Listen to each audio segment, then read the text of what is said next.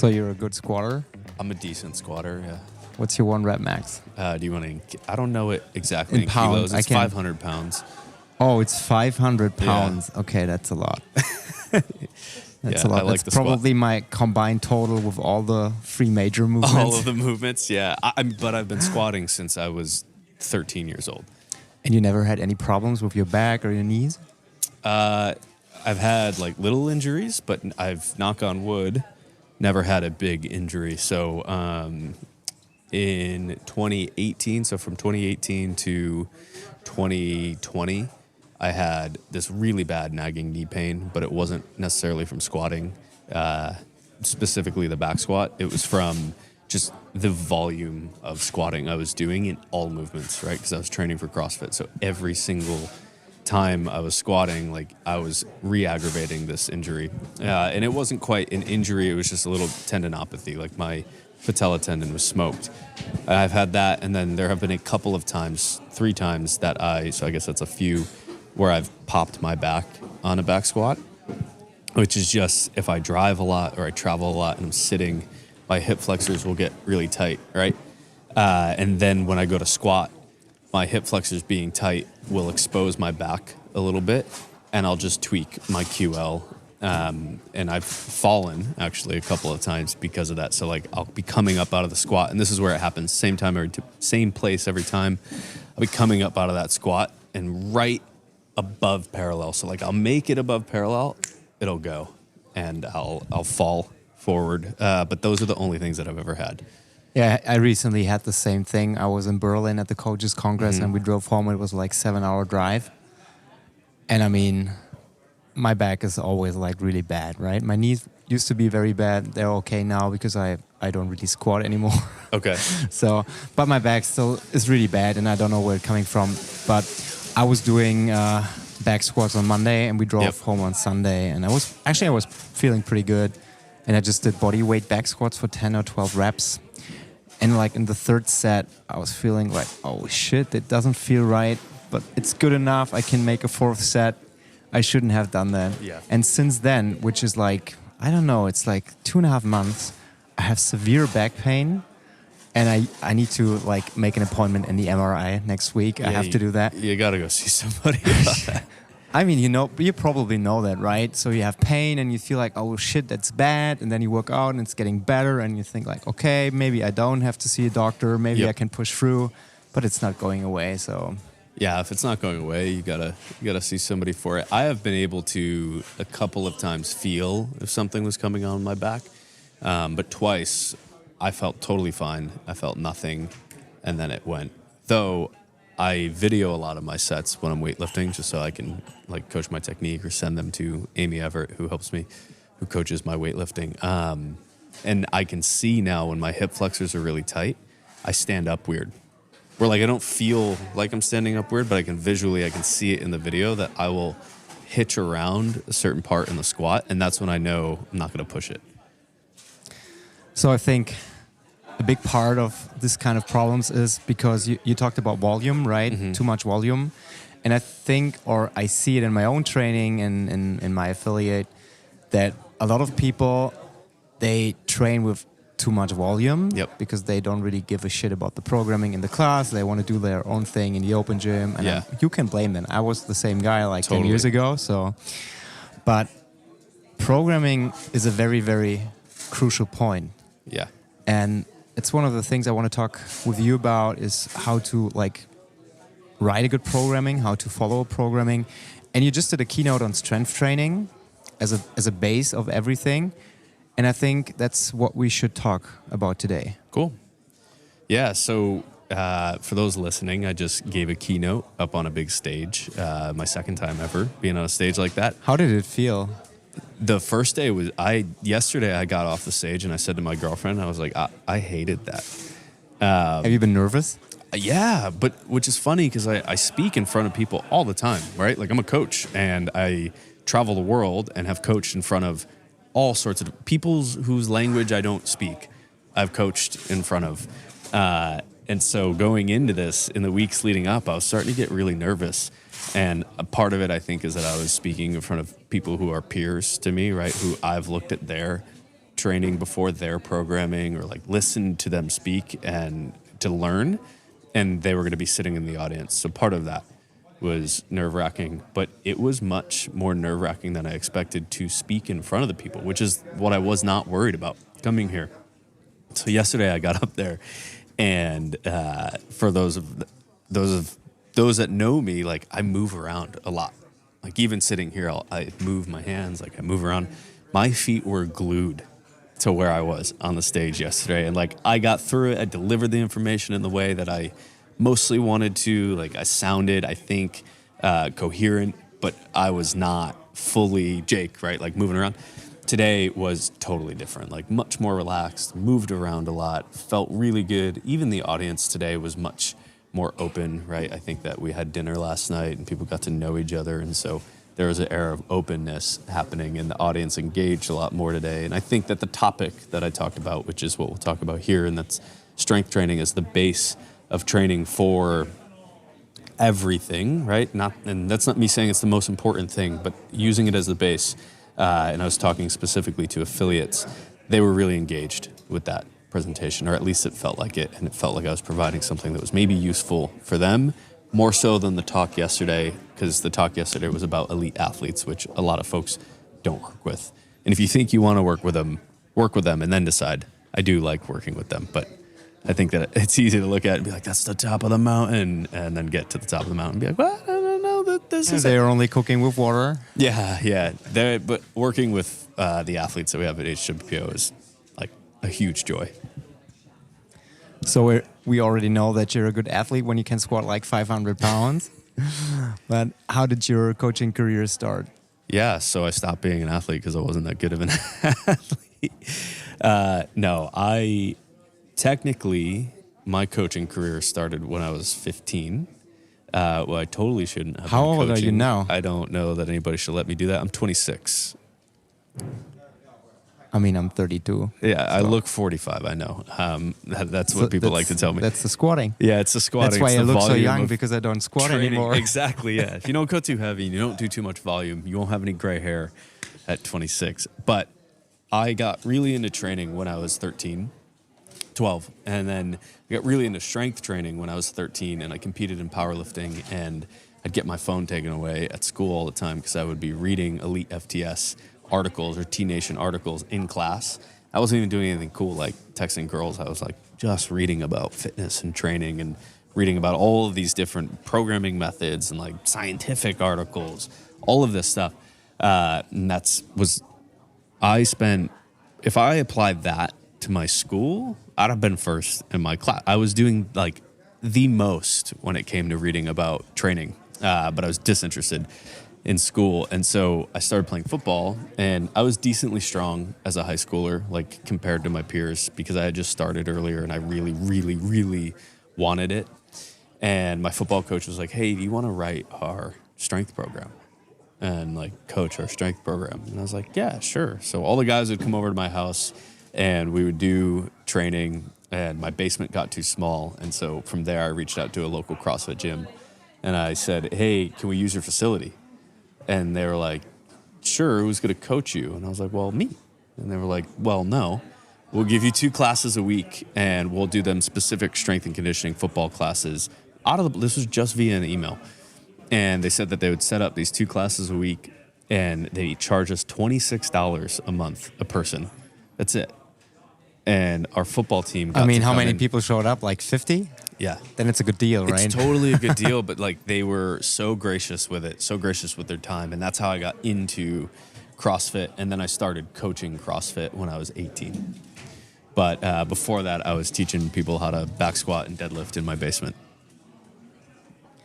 So now you're working with HWPO. Yep. How did that happen? So when I started training CrossFit and coaching a little bit of it, I was 18 and I decided very early on from the start that I wanted to make regionals. And so that was my goal. That was the main goal. That was everything I trained for, and I made regionals.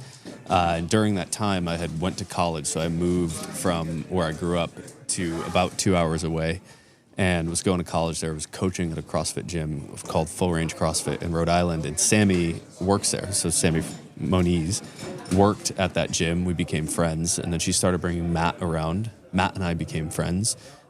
He was really gracious with me and like helped me with my training. You could be brothers. Gave me some advice. We have gotten that a lot. Yeah, people seem to think we look like he's got bigger shoulders and bigger traps than me. Maybe sure. you have bigger quads. I don't know. We have compared. We're pretty close. Did you like measure with a tape? Yeah. I don't know. We have never. It's a little bit awkward, right? No, but I might break the tape out. Yeah. But I met Matt. We became friends, and he like gave me some mentorship and helped me out a lot in my competing. And what year was that? this was in 2016. So it was right around before he like had his winning streak? Yeah. Okay. Yep. So I met him right at the beginning of that, and it still is. He was always just a very normal guy who wanted to hang out and like work out, and he took it obviously very seriously, probably more seriously than anybody else. But he, at the end of the day, was like a very normal dude, and we got along and hit it off, and he helped me a lot with my training, and through that we remained friends. And then when he launched HWPO, I reached out and said, hey, I'm going to do the program, and he reached back out and was like, no, why don't you test it instead before I launch? So 3 months before he launched Flagship, the first HWPO program, I tested all of it and gave him way more feedback than he was looking for. I would give him like paragraphs on every single day of training. And from there, he was like, hey, I just wrote the new phase. Can you write some warm-ups for it? And I was like, yeah, totally. And I wrote them really quickly because I wanted to like, just got them back to him as soon as I could. And then he's like, well, hey, could you write some workouts for it? And so I wrote a bunch of workouts. And then after 2 or 3 times of that, he's like, do you want to just make this a full-time thing? And I was like, yeah, I would love to. And that's how that started. So you were the first one who's like full-time workout writing for HWPO? Yeah. How many people are involved now? We have around 20 employees now. That's a lot. It is a lot, and it's not been that long. We've grown very fast. I mean, I just saw the pictures of your new headquarters, of your new building. Yep. Looks amazing. Thank you. That building came together very quickly. And so we had gotten the keys. And Did you build it or? It was an existing building. Okay. We renovated the inside. And so we had somebody do that. And then our partners at Surface Co., who are flooring, they came in and laid the floor down. That was it. Right. And then Concept 2 came in and they built all their machines because they're local in Vermont. Concept 2 is not that far away from us. Oh, that's cool. Yeah, it's very cool. Their headquarters is amazing.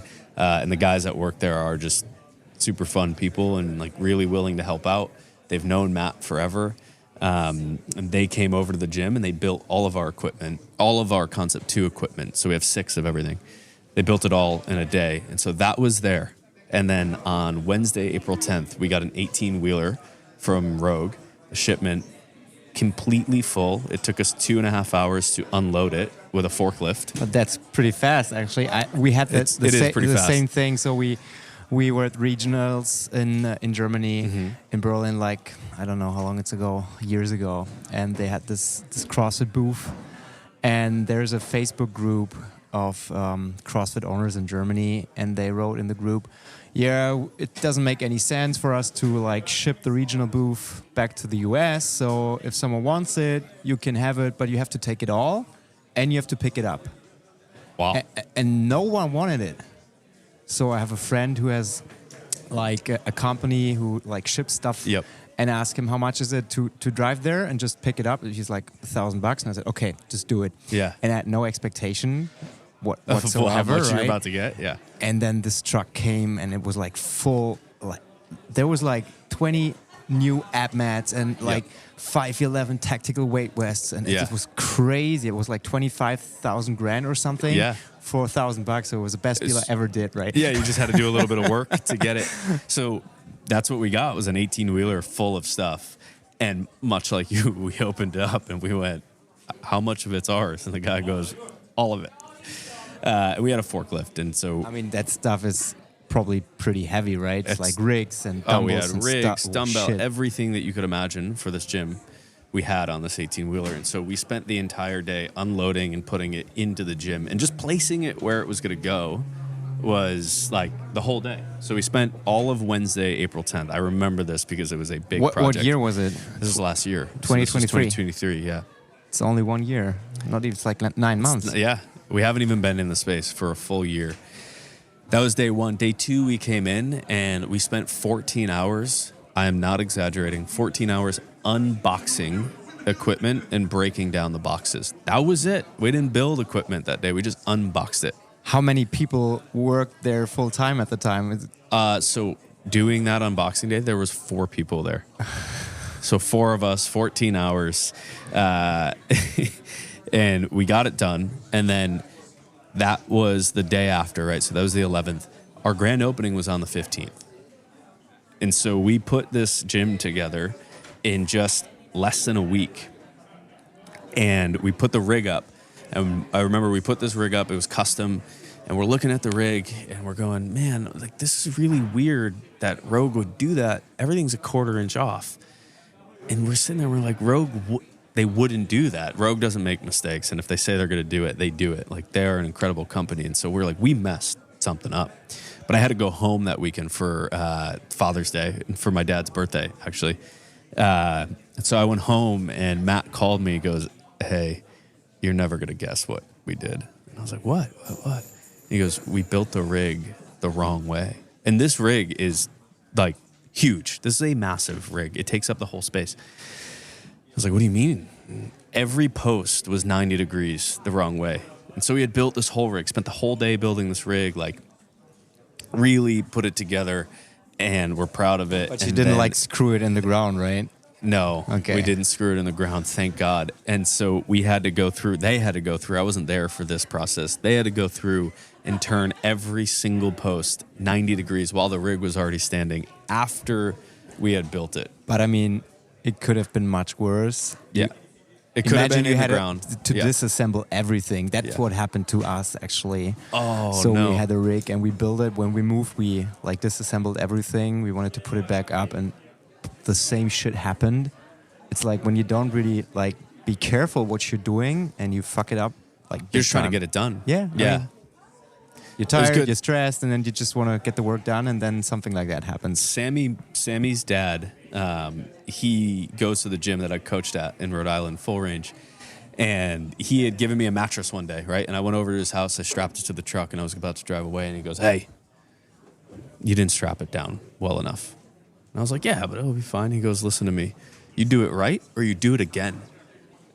And I was probably like 19 at the time. And so that has stuck with me forever. And he helped us build the rig. And he goes, man, we do it right or we do it again. And it was a good lesson in that, again, to be reminded of that you do it right or you have to do it again. So I imagine with the gym, it's like a big testing ground for all the workouts, right? Yep. What did you do before you had the gym? Matt's basement.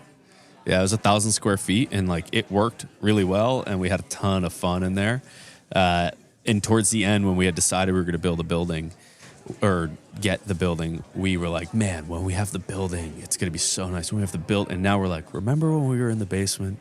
Yeah, I absolutely know what you mean. Yeah. I mean, we moved with the CrossFit box like 6 years ago, and we had a very, very small place. Right? Yep. 150 square meters probably, ground space.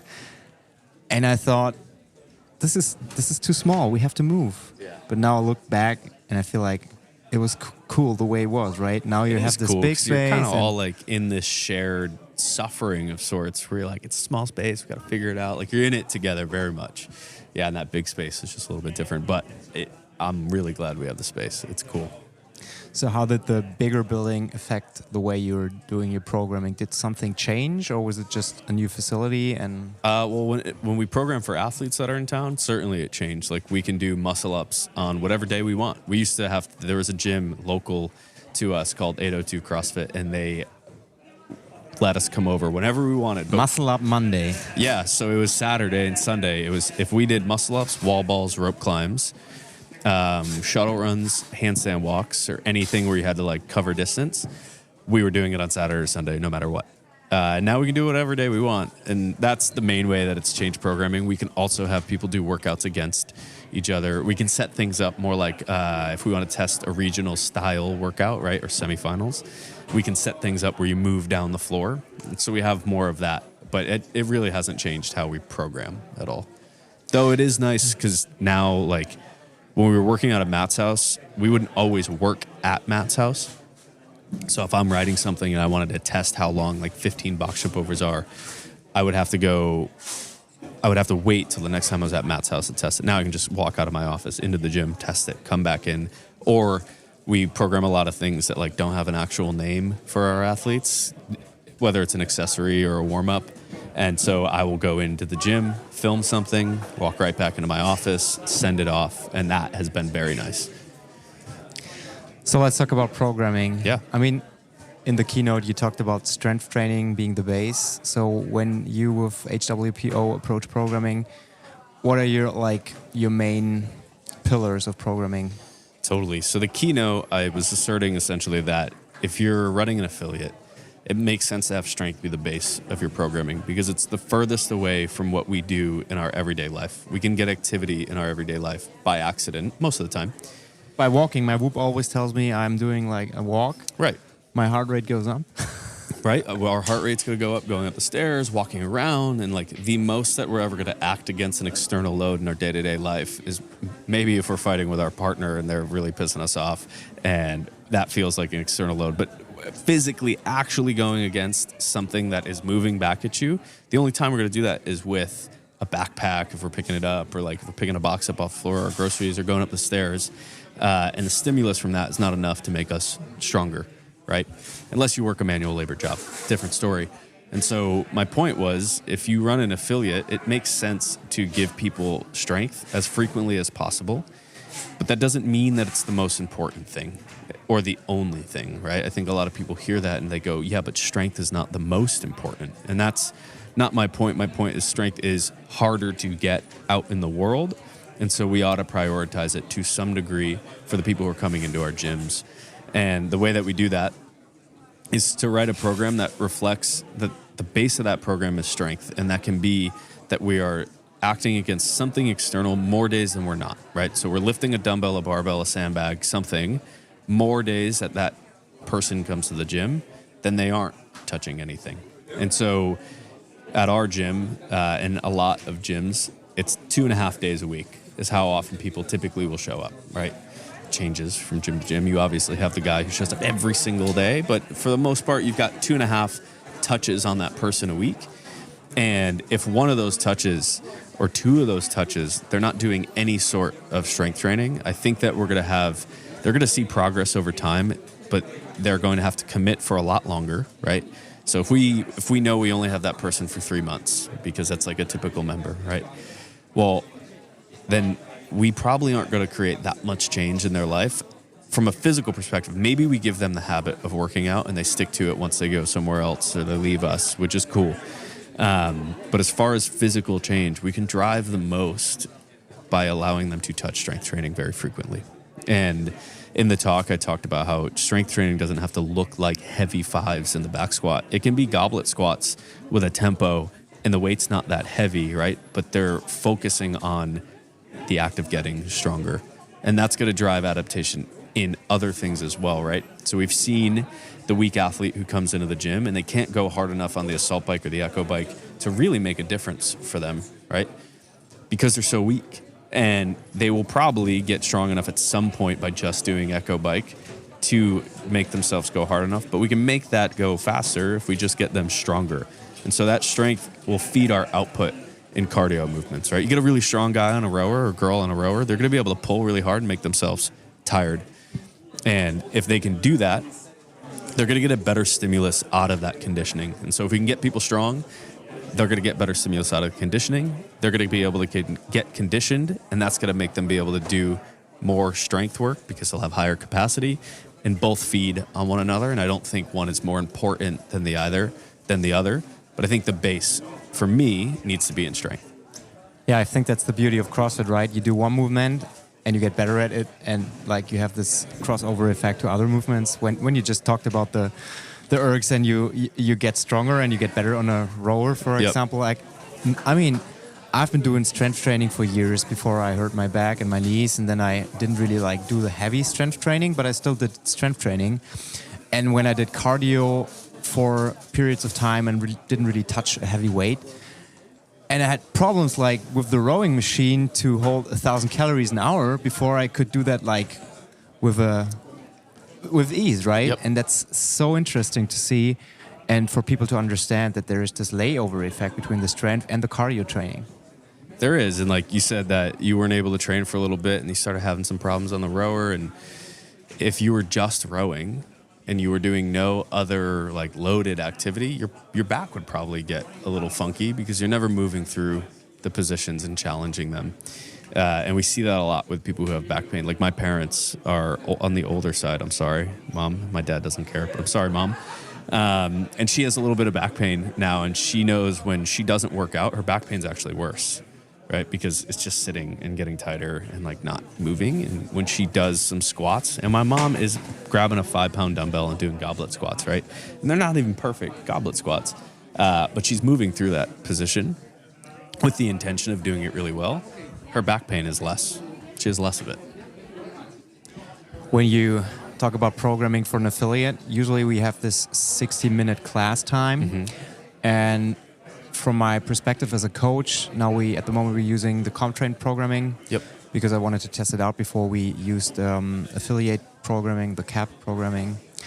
And so typical CrossFit workout is cardio and strength, and sometimes both, but only like 1 in 2 weeks. Yep. With the CompTrain now, we have like 2 or 3 days a week where we have this strength training plus cardio. Yeah. How's your approach? It's really specific to population, right? So ideally, I like programming and knowing the population that I'm programming for. And obviously, let's talk about just a regular gym where you have like a little bit of older people, some younger people. Yeah. So if you have a regular gym and there is a mixed population and you have people who really like to go for it, and then you have people who are just there for their hour of fitness, you can definitely cater to everybody to some degree, right? You're not going to cater to one person to like the most that you could, but you can cater to everybody. And the way that I would do that is on Thursdays, so day 4, I presented a 9-day work week in the talk that I just gave, but on day 4, I typically have something that is just cardio, right? And I mean cardio, not even a Metcon necessarily. It's like rowing and box jumps and maybe some burpees, but it's longer, it's repeats. And it's low stress, higher volume, and that volume is at a more moderate intensity. And then I have 1 day a week on Saturdays where that's a partner workout, right? And these aren't necessarily all my ideas. I worked at a gym for a long time where Adam was the guy who wrote the programming, and him and his wife owned it. And I learned a lot of this from him because it worked really, really well. And so there was 2 days a week where we did not touch any strength training at all, right? Maybe on the cardio day you did some like band pull-aparts and core work. But then there was 4 days of the week where we did stuff that was strength-oriented. And some of those sessions were specifically back squat for everybody. Some of those sessions were weightlifting. And for half the class, they would do the weightlifting. And then for the other half of the class, they would do, say, RDLs and planks. And they at least got the touch 4 days a week of strength. And so that is my mix, is 4 days a week of touching something that's strength-oriented or accessory-oriented. And then 2 days a week where you don't touch it at all. But even within those strength days, some are going to be more on the strength side and some are going to be more on the Metcon side.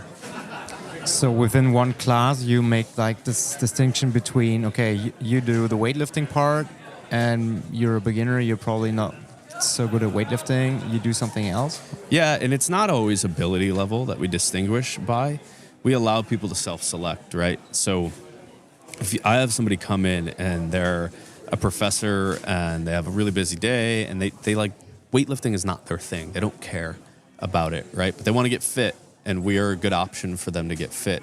We being the entire CrossFit community, they don't have to do a snatch, in my opinion. I don't think they do. And so there's a fitness option for them to be able to go into the class, get a stimulus that's going to be better than them trying to learn the snatch and us trying to force them to learn the snatch, because they're going to get some technical gain, right? But if they're just snatching a PVC pipe for 20 minutes while other people are snatching, those people are lifting some actual load and they're going to get some adaptation. And that guy is going to learn how to snatch with a PVC pipe. And so he'll have some technical gain, but he's not going to get any stimulus from that. And he may not want it at all. And so it's not always based on performance. Sometimes the people just they don't want to weightlift, which I think is very much okay. Yeah, that's very interesting because I think usually when you follow a certain program, it's like written in stone. You have to do this. And I mean, even if I talk for myself, right? When there's a 5x5 back squat written on the whiteboard, I know I can do 5 reps of back squat, but the weight which I would use, because I know my back, it wouldn't have any adaptation whatsoever, right? I did like body weight. I don't need to do 5x5 body weight back squat, but I don't want to go heavier, right? And so what I can do, if I know if this workout pops up in advance, I can skip this class. But when I have an option to do something else, which is probably 5 sets of 20 goblet squats with 1 minute plank in between, I don't know. That makes it completely different, right? Now I can choose the stimulus. Maybe like hypertrophy training is more my kind of training. Yeah. And then I have something to choose from. And in providing you that, like, you're probably going to stay longer, right? I think that it could be a dangerous game to play to always tell members you can do whatever you want because they have to be told. We did that. That didn't really work out. It doesn't work, right? Like, you have, more often than not, people pose with the question if you want to do this really hard shit over here or this kind of easier shit, they're going to pick the easier stuff, right? It's just the nature of people. And it takes a relatively special person to always choose the harder, or more often than not, choose the harder one. And so we've got to tell people to do something. And when I'm making the distinction between a snatch and then a session that is maybe RDLs and some strict press, the RDL and strict press session is probably often, it's harder, right? Like, they're doing bodybuilding stuff. It's going to burn a little bit more. Technically, the snatch is more difficult. But from a physical perspective, that bodybuilding-esque session is going to be the more challenging one. Do you have these options on every day of the week, or are there special days where you have these 2 options and like the cardio days the same for everybody, the team workout is the same for everybody? So it'll go one direction, not the other. There will never be a day where it's just weightlifting, right? If there's weightlifting on a day, there's an option that doesn't include weightlifting, but there may be a day that is just that fitness style where it's more bodybuilding-esque and no weightlifting option, and that's for everyone. Do you think this creates a cultural problem inside the walls of a gym when you have like the members choose between 2 workouts? Did you ever get feedback on that? Yeah, if you let it, right? I think that there's this, the culture is tough to control, right? But it's set from the top. So if you have a bunch of coaches who are all bought into the idea that there should be 2 tracks, and they speak about it in the way that is encouraging, right? And says, hey, if you're choosing, like, if I got up in front of the class and I said, all right, here's the weightlifting option for the people who are really skilled, really fit, really good, and they're super talented, you guys crush it. And here's the other option for you people that can't do it. That's a much different feeling than if I get up there and say, hey guys, today you'll notice that we have this option and this option. If you're somebody who really enjoys weightlifting, maybe it's a skill that you want to work towards, this is your option. If you're somebody who's not interested in building that skill and you want to do this over here, these are the benefits that you're going to get from this. These are benefits that you're going to get from this. Neither are worse. This is based on personal preference. Like, that's a much different feel that your members get. So if all your coaches speak that way, there's no culture problem because everybody's into it, right? And like, a lot of times we'll try to do the same Metcon. And so people will get blended, right? And we'll allow maybe some scale up in that Metcon. Say there's ring rows, you could do butterfly pull-ups. But that also brings people together. But I think that the act of working out together is enough to bring people together, even if it's not the same stuff. And being together is being together, and that is going to cultivate some member community no matter what, especially if your coaches are speaking that way, right? But if you have a coach who gets up there and everybody knows that Sandra at the 4:30 class doesn't like the way that we program, like, you're going to get the people who go to the 4:30 class and they're not going to dig the programming. But if everybody's on the same page, you're going to get the members to buy in. So I was wondering, how do you create a lesson plan for a class where you have 2 different options? Because let's say you have the weightlifting option and you have something else. So usually when you have weightlifting, you need a weightlifting specific warm-up to like prep the body. But if you have like shoulder press and Romanian deadlifts, I mean, you can just like get to the bar, do some reps with lightweight and stuff like that? So the way that we go about that, and it's a great question, is like, if we're doing different things, the warm-up typically will look different. I warm up for the weightlifting. And so I will address the class and say, hey, today there's snatches on the menu for performance. If you're not into snatching, this is a good opportunity to like get technical and learn something new. Grab a PVC pipe. And then for those of you that are snatching, are familiar, go grab a barbell. And we'll do a snatch warm-up for everyone. And so the people who aren't snatching, well, you're still using your shoulders. You're still doing RDLs. You're still bending over. You're still squatting, right? You're still doing all these things that I would do for you anyways. You're just in a snatch grip. And it happens to be with a PVC pipe. And the other people are with a barbell, right? But we're all getting the same stimulus. And if going overhead and squatting below parallel don't warm you up to go overhead and squat below parallel, we've got bigger issues. And so I do the same warm-up for everyone. And then when we go in, they can break away. And typically when we program something that's diverging like that, if we're cleaning, well, we're doing RDLs and planks on the other side. From a pattern perspective, those aren't that different. Like over here, we're hinging and we're passing through the bottom of a squat and we're bracing through the core. And over here, we're going to hinge. We're not going to pass through the bottom of the squat, although maybe I'll put goblet squats in there. And we're going to brace through the core. And so I'm talking about the same principles, but the methods are different. And we try to develop coaches, or you would try to, if you run this format, develop your coaches to be able to speak that way versus seeing a clean is only a clean.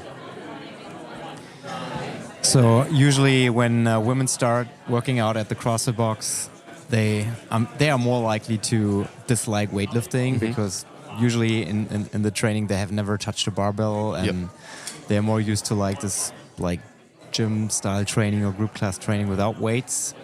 But then they over the time they get used to it, they like it. But you do the programming like this for a very long time. Do you see that there is a difference between the people who choose like the weightlifting or the other part inside a class? Is it more like the men, they want to do the weightlifting part and the women, they choose like to do the accessory stuff? Or yeah, you can see the distribution for sure. It's probably more male, female on that side of things. I think that like typically you get a bunch of guys in a room and they kind of want to go for it and compete, and going to weightlifting is a good way to go for it and compete. And like you said, as men, we're typically exposed to weightlifting more. So that's something we're familiar competing in anyways. Even if you just grew up playing sports, right? You like probably saw it, did a little bit of it. But I find that the women that learn weightlifting learn it way faster than the men. Looks better. It looks so much better, right? And they like, with the men, you're like, dude, David, pull some weight off the bar. What are you doing? And with the women, you're like, hey, you can put a little weight on. Like, you're moving really, really well. That's typically what I find. But as far as the differences between the performance and fitness, I actually see the difference with age more. So like the performance. So the younger people, they tend to do the more of the weightlifting stuff, and the older people, they. Yeah. Okay. And someone's going to say this. So I like weightlifting, but I am not one of the people who think that everybody needs to weightlift or overhead squat, especially if your goal is just to be fit. Yeah, and I think that's like one of the big misconceptions, right? That when you start with CrossFit, that you have to do all this like CrossFit-ish kind of movements. You have to do handstand push-ups and overhead squats and squat snatches. Whereas CrossFit as a methodology is, I mean, it doesn't really tell you what to do. It's just like, this is good for you, and the adaptation or the application can look different across different age groups. Everything. And I've heard people make the argument that, well, learning the snatch is like one of the 10 general physical skills is like coordination, balance, and it teaches all of those things. And like, I would argue that if we can't do that with a different movement, then maybe we need to open up our coaching repertoire a little bit. Yeah, that's a good point, actually. You know? Yeah, that's actually one of those things. I mean, I'm exposed pretty regularly to level 1s and level 2s because I translate for CrossFit, and then I get a lot of exposure. And especially when you go to the level 2 seminars, you see all these coaches who've been coaching for years, and then they're in the spotlight and they should teach an air squat. Yep. And they're stumbling over their words and they don't know what to do. And I think that's like coaching the basics, understanding the foundation of movements. That's one thing which is so important, and a lot of coaches, they skip it. And when you like stick to the basics and always repeat the basics, you get a better coach over time. Yeah, I mean, you make a great point. Like, one, I think the level 2 and level 1 and level 2 are amazing for people. But you make a really good point on the coach who can't coach an air squat. Like, if you brought me a coach to the gym and I was running a gym and you said, this guy or this girl, they can coach the air squat and the shirk press and everything better than anyone I've ever met, but they have no idea how to coach weightlifting, I'd be like, awesome, cool, put them on, like, bring them in. I can teach them how to coach weightlifting. Where if you took somebody who was a fantastic weightlifting coach, this would be hard to find, because if you're a fantastic weightlifting coach, you could probably teach the other things. But just for the sake of this example, and you brought them and they couldn't teach anything else but weightlifting, I don't really want them coaching my CrossFit class, right? You want that person who can really do the basics well, because most people need the basics. It always comes down to the basics. It does. Yeah. And then again, it comes back to the strength training, which is the base of everything. I mean, I would put mobility in this equation as well, because I mean, strength and mobility is probably the two most things which you need to have in order to, if you get older, right? You're losing a lot of strength, a lot of muscle, and a lot of mobility, and those two things, they keep you active and let you live longer. And when you address those basics like 2.5, 3 times a week, I mean, we're living in this very, very little bubble, right? Yep. We're CrossFitters, and when we look around, we here at the Coaches Congress, you only see fit people, right? Yeah. But when you go out in the real world, wow, it's a completely different thing. It's interesting, and different places are different. I think mobility is an interesting point, because mobility is really, if you're doing a lot of mobility, you're probably fixing something, but we can squat. I'm going to sound like such a paleo guy for a moment, but we're born able to squat, right? Like, we can do it, and we can do it really, really well.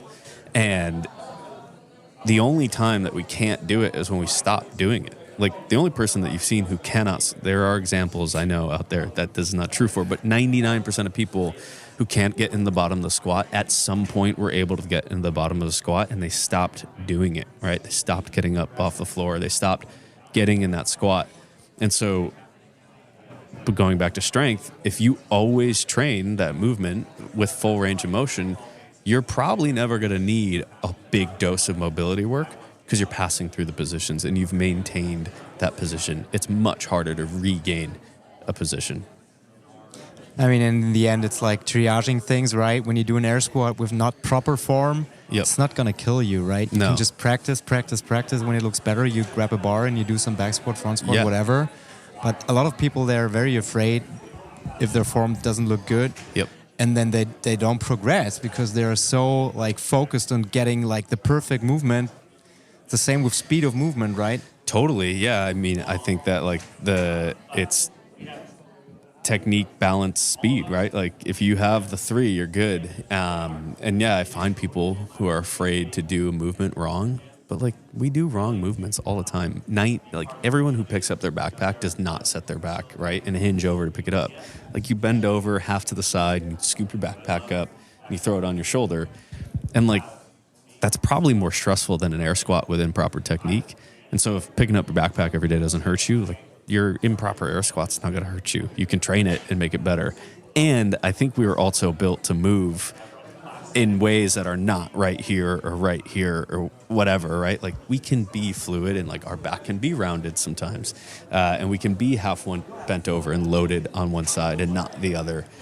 And that's okay. We're not going to get hurt. And teaching people that, I think, is fun, because when they realize it, I'm like, just do your bad air squat. Like, and tell me if you feel bad. No, I feel fine. And that opens the door for them to like try some stuff and progress. People move more. Yeah, move more. I was in Mexico and Colombia in December, and I was coaching with Josh, who works for HWPO as well. We're roommates, and we've gotten to coach a lot all over the world. And we were about 3 classes in, and we leaned over to one another, and I was like, are these people moving really well? And he was like, yeah, like inordinately well compared to our normal populations that we work with. And so we started like talking, and people, the folks that we were engaging with, were just way more active, like active in their life, right? They walked more places. They like got up off the ground more frequently. Like, everything was just a little bit more active. And they, in general, moved way better than most Americans that we see.